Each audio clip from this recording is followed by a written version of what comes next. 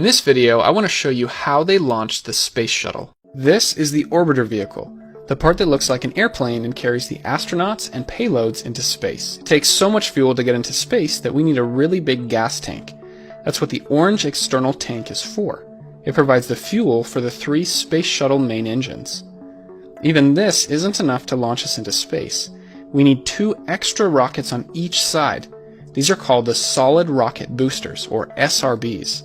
It takes a lot of work to get all of these pieces ready for the launch. There were 2 launch sites for the space shuttle: Kennedy Space Center in Florida and Vandenberg Air Force Base in California. Shuttle launches from the Vandenberg site ended up being canceled, and as a result, all 135 shuttle missions were launched out of Florida. So let's take a closer look at Kennedy Space Center in Florida. It has 2 launch pads, 39A and 39B. Shuttle missions were launched from both of these pads. There's a few buildings way over here, about 5 kilometers away from the pads. The large one here is the Vehicle Assembly Building, or VAB. It's as tall as a 38-story building. This is where they would assemble the space shuttle in preparation for a launch. Next to it is the Launch Control Center. Notice how it's positioned with a good view of both launch pads. This building is called the Orbiter Processing Facility, or OPF, and actually there were 3 OPF buildings. It's where the orbiter was serviced in between missions. Over here is the Shuttle Landing Facility. This is where a mission ends for the space shuttle.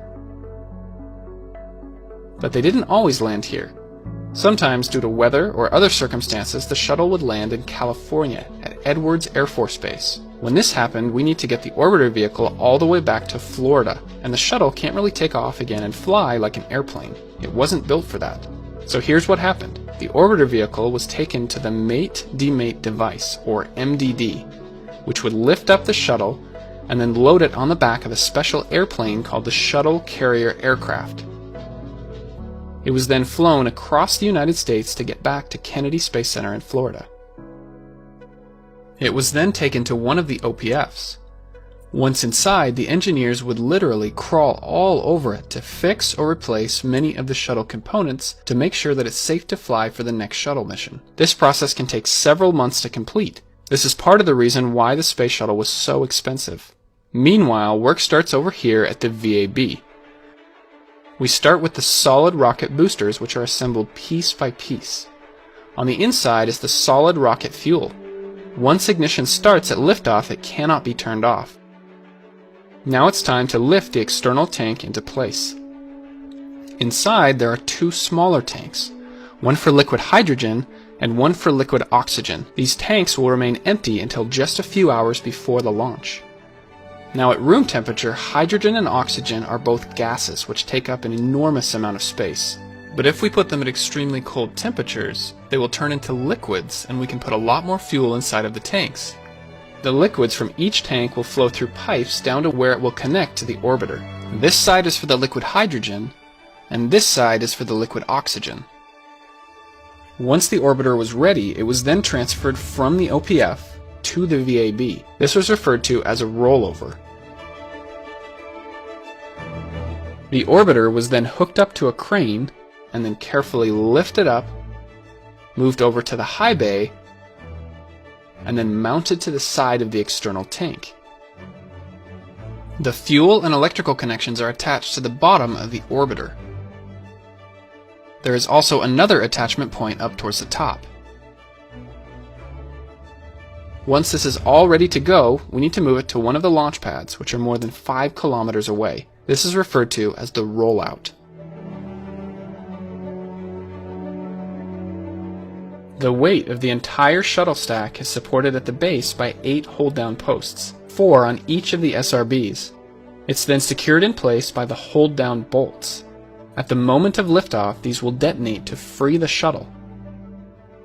The platform it's on is called the Mobile Launch Platform. Underneath is the Crawler Transporter, which moves everything at just under 1.5 kilometers per hour. It takes many hours to get all the way to one of the 2 launch pads. Then it's up the ramp and slowly into position.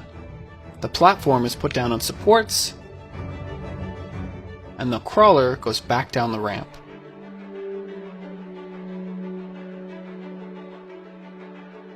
The mobile launch platform has large holes for the rocket flames.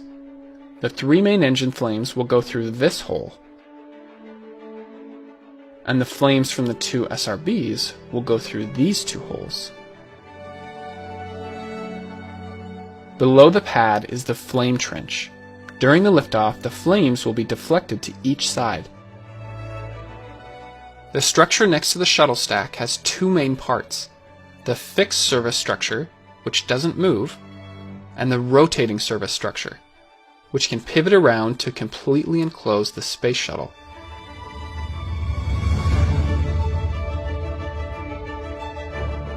Sometimes the payloads were loaded here in the vertical position, and other times they were loaded before this, when the orbiter was on the ground at the OPF. The fixed service structure has a lightning mast on top, and then 3 service arms. 2 of them are vent arms, which will collect excess hydrogen and oxygen from the external tank. This is the gaseous hydrogen vent arm, with the ground umbilical carrier plate at the very end. At the top is the gaseous oxygen vent arm. Because the fuels are so cold, the beanie cap is really important to prevent ice buildup at the very top. The third arm is called the orbiter access arm. At the end of it is the white room. This is how the astronauts get on board the orbiter in preparation for a launch. Down here are the 2 tail service masts. They have connections to each side of the orbiter. On the day of the launch, this is where the fuel will come in to fill the orange external tank. If there is an emergency on the launch pad and the astronauts need to get away in a hurry, they will come over here to the emergency egress system. It has several baskets that can quickly carry them far away from the launch tower. Each basket can hold 3 people. One more feature of the mobile launch platform is the sound suppression system. Beginning at just a few seconds before launch, water will start pouring out from a few different places. This will limit the sound shockwaves from bouncing back up and damaging parts of the space shuttle as it leaves the ground. The water is stored in this large tower on the launch pad. So let's see how this works on the day of the launch. There are many things that have to happen in order. I can't cover them all in this video, but let me show you some of the main ones. At T-minus 5 hours and 35 minutes before the launch, fuel begins loading into the external tank. The fuel comes from the white spherical tanks on the edges of the launch pad. Remember that the SRBs already have their solid fuel inside of them. At T-minus 3 hours, the astronauts leave for the launch pad and begin to enter the orbiter vehicle. Since the shuttle is vertical on the launch pad, all of the seats are in the laid-back position.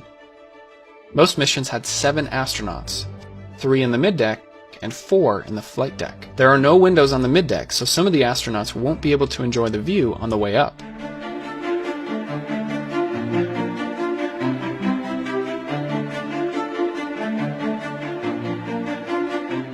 There's a lot of excitement coming up to the moment of liftoff. However, if there are any problems such as mechanical failures or even bad weather, then the launch will be delayed or even cancelled until another day. This is called a launch scrub, and it can happen all the way up until just a few seconds before liftoff. At T-minus 7 minutes and 30 seconds, the orbiter access arm is slowly retracted. If there is an emergency, they can quickly bring it back into place. At T-minus 3 minutes and 45 seconds, main engine gimbal test to make sure that it's working correctly. T-minus 2 minutes and 55 seconds, the beanie cap is lifted and the gaseous oxygen vent arm is retracted. At T-minus 10 seconds, activate the hydrogen burn-off system. And no, this does not actually start the engines. That happens up here inside of the combustion chamber. What these sparks do is ignite any excess hydrogen. This hydrogen can cause an unexpected explosion at launch if it isn't taken care of. At T-minus 6.6 seconds, the 3 main engines ignite. All 3 of them must work correctly or they will shut down and abort the launch. At the moment of liftoff, many things happen simultaneously. The gaseous hydrogen vent arm is retracted from the external tank. The 2 connections at the tail service mast will retract. The 8 hold-down bolts will detonate, which frees the shuttle, and then both SRBs ignite.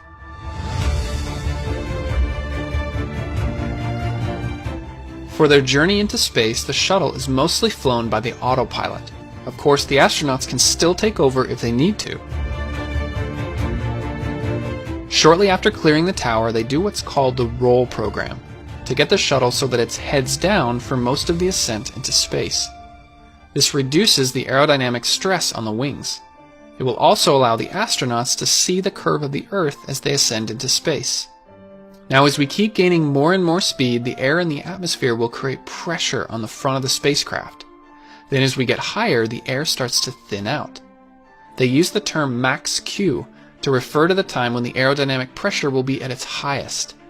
During max Q, the main engines will be throttled down, so we don't accelerate too quickly, but then shortly after we can throttle them back up again.